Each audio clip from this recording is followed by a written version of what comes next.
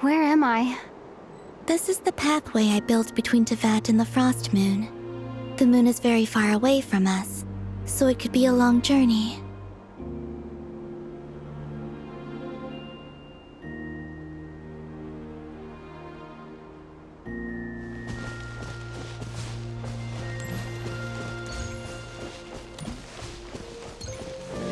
After I obtained the Trilunar Authority, I unwittingly saw past events from many of my friends' lives. One was Lauma. She was so young when they chose her to be the Moon Chanter. From then on, the Frost Moon Scions looked to her to bring messages from their goddess. But, for better or worse, I had left Hisi Island before she was ever born. It was not until much, much later that she met me. I think it's for the best. Because of the way things turned out, you had the opportunity to become friends. You're right. In that sense, I think we were both very lucky.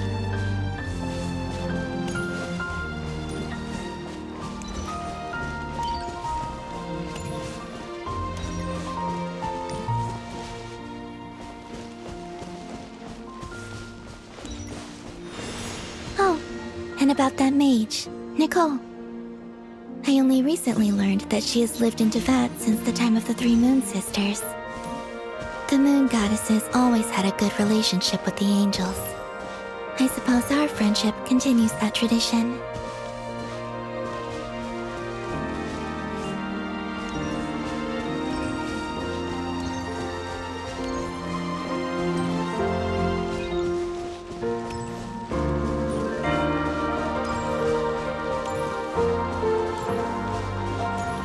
And then, there's Sandrone. I never knew that much about her, beyond the fact that she was created by someone called the Lord Artificer. She, too, suffered for a long time before joining the Fatui.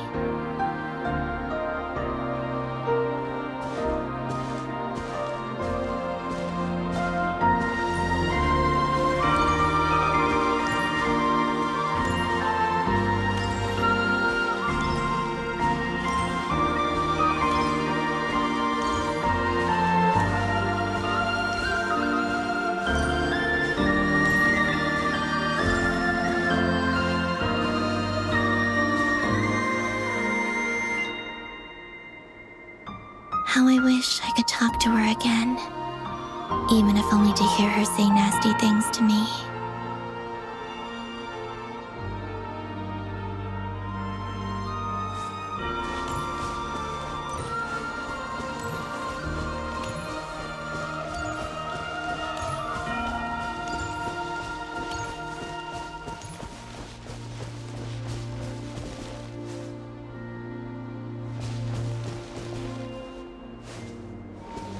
Also, I saw your sibling's story.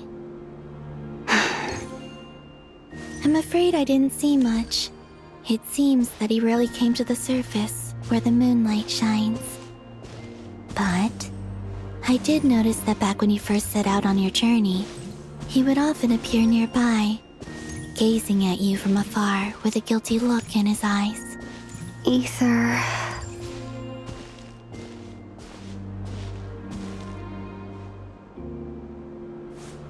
Let us speak no more of the past. I probably shouldn't reveal so much about my friends. It's not my place. Let the moonlight carry us forth. We are very close now.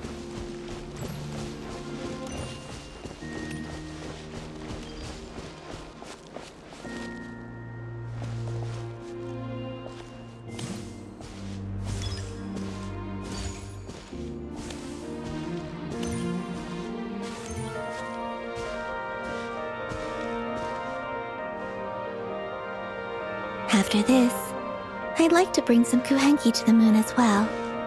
If they're willing, of course. What about your other friends? Will you bring them to visit too? Certainly. But I'll need to tidy the place up first. This home hasn't received any guests in a long, long time.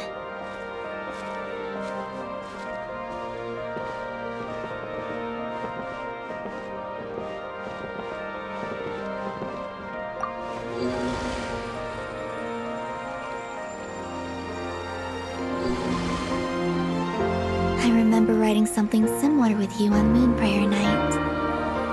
I believe it was called... Dodoko's Whirligig. Yes, that was it. You asked me if I was afraid to return to the moon, and I said that I was. The idea that I had gained something precious, only to lose it so quickly. That frightened me. But I'm not afraid anymore. Besides, this time, we're traveling together.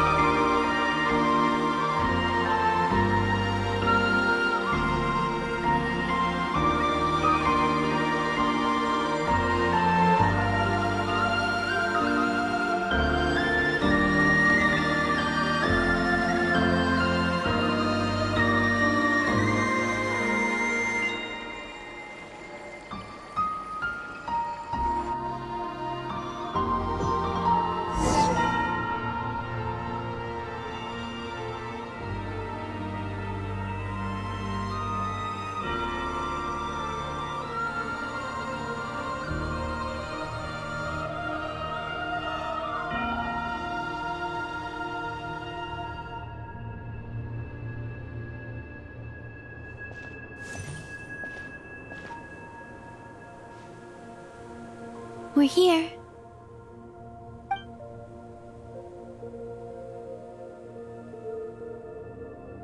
Over there.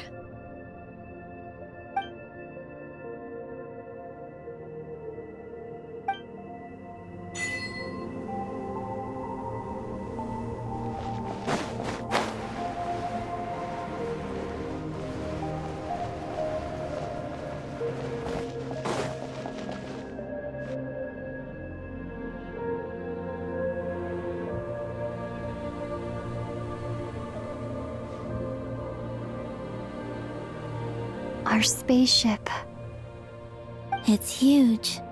I suppose that the moon is the only place one could hide it. It'll be all right. Huh? The way you feel in this moment, I went through it too, on Moon Prayer Night. The door was right in front of me, but I struggled to find the courage to step through. Solitude for me once meant living a life in which even I was absent. Before I met you, that was the only life I knew. But that night, solitude meant throwing away the life I had gained after meeting all of you. Columbina. Go. Retrieve the part of your life that was once lost. Trust me, you will lose nothing by doing so. Look, Tevat is right there. All of our friends are down there, waiting for us. You're right. Thanks, Columbina.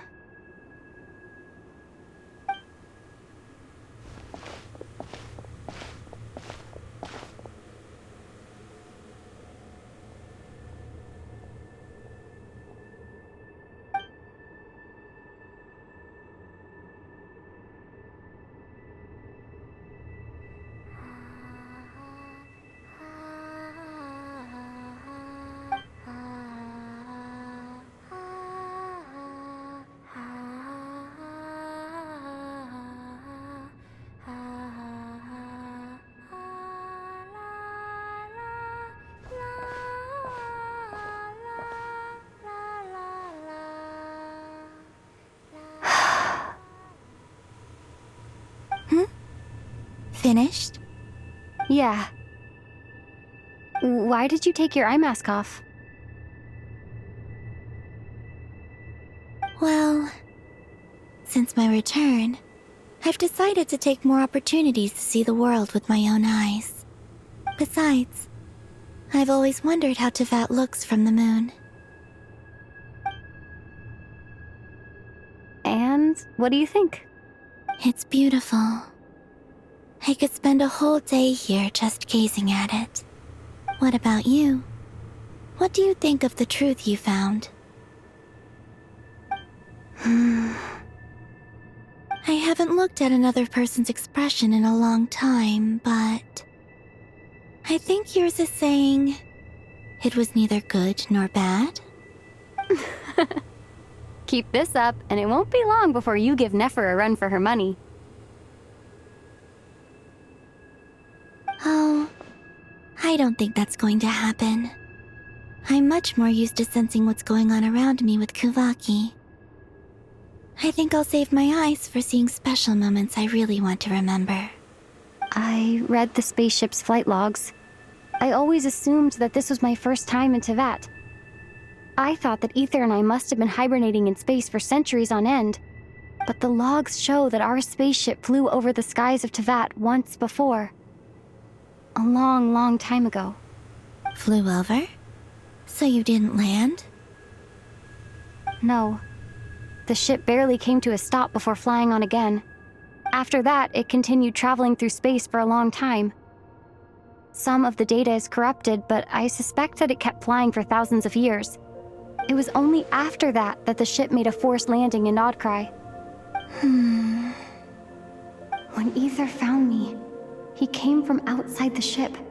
Could this mean that he left the ship long before I did? Maybe even during our first pass over Teyvat? Are you alright? Yes. I can feel that the truth is coming together, one small piece at a time. I remember Ether telling me that when he first arrived in Conria, he could not recall the past. So this might be something that even he doesn't know. Here, I made some space for you. Your mind must be racing, and this seems like the perfect place to relax and clear your head. Oh, wait, there's one more thing. What is it? Wait here a moment.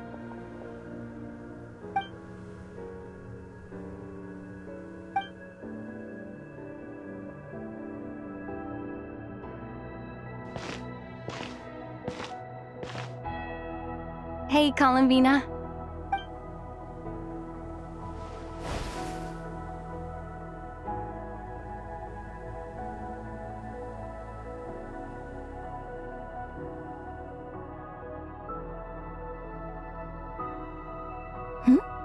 Is that a new outfit?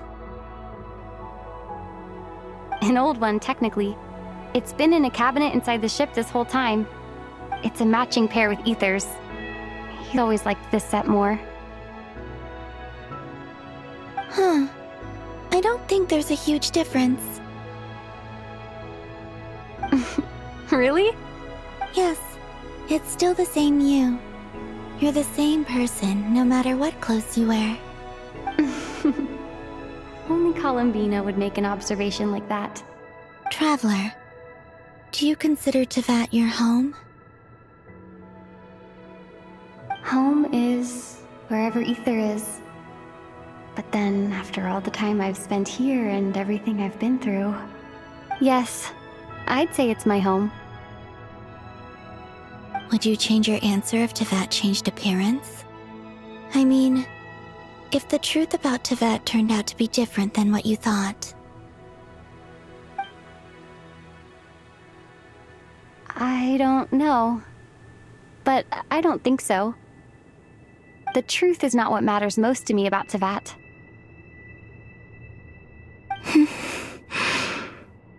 When I was first born, I longed for a home. And when you get something before you're mature enough to understand the world, you just take it at face value. I thought that a home was a transaction. You give me what I want, and I'll do the same for you. But you and your friends taught me what a true home should look like. You never asked for anything, yet you gave so generously to me. That's because your friendship matters to us. It was worth it. In the past, I thought that my birth in Nodcry must have been a mistake. But after journeying to the distant past where the story began, I realized that it was I who chose Nodcry to be my future home. Now, I am glad that I made that choice. I'm sure your friends are just as glad. In fact, I intend to make the same choice today as I did back then. What do you mean? Well, I've given the Eternal Moon's marrow to Lauma, and the iridescent moon's marrow to Arlecchino. And now, I shall return my Kuvagi to Nodcry again, that it may continue to protect my chosen home. Wait, but what about your body? Oh, are you worried that I'll disappear again? I won't. Not this time. The frost moon has now entered the fall sky, and I am the Trilune goddess. I am only returning to Nodcry the part of me that it needs. I am giving what I can, because my home is worth it. Oh, and I have something for you, too. For me? Yes. Come closer.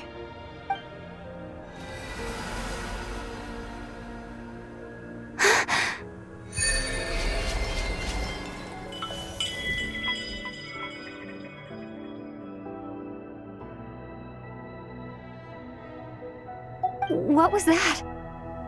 I lifted some of the restrictions this world placed on you. I trust this will help in your future adventures. My power. It feels like it's grown. I can use the elements more freely now. Thank you. This will be a great help. You're welcome. I see you as family, and after everything you've done for me, In fact, no. It's not because I owe you. It's because you're worth it. Here, this flower is for you.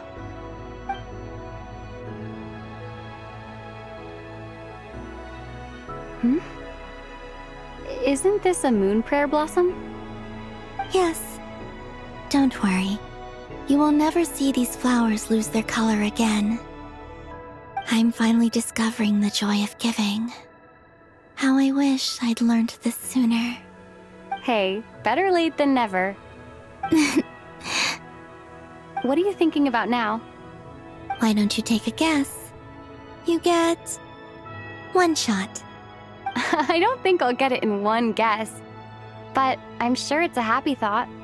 That's kind of a sneaky answer. I can't say you got it wrong. Down in Tevat, the moon seems so far away. I felt it might always lie beyond my reach. But on the moon, everything feels so close by. The haze that once enshrouded the skies has finally been dispersed. I feel like a traveler on a winter's night, starting a new chapter in my tale by the warmth of a bonfire. I don't have a lot of luggage, but I do have a lot of hope for the future. Well, what's next? Next? To start with, I want to stay here just a little longer. After that, let's return home and continue our journey.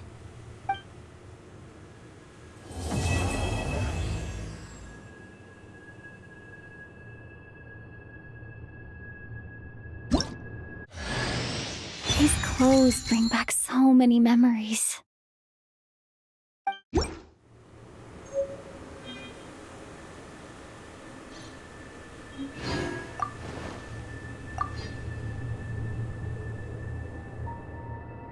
The journey goes on, for you and for me. Like I said, this is not the end. I don't believe there has to be an ending. Oh, is that your next destination? Most people would probably tell you to pack some warm clothes. But I experience things differently than most people, so I can't know how cold it is. In fact, it is home to quite a wondrous heat source. I think they call it Kreshnik's torch. Every city in Snezhnaya is built around one of those. I sensed the energy it gave off as I was passing by on a railway train. It felt grand and distant. I also recommend the Korolievsky troupe in Snezhnograd. They give performances quite regularly, and entry was free for harbingers. I liked them a lot.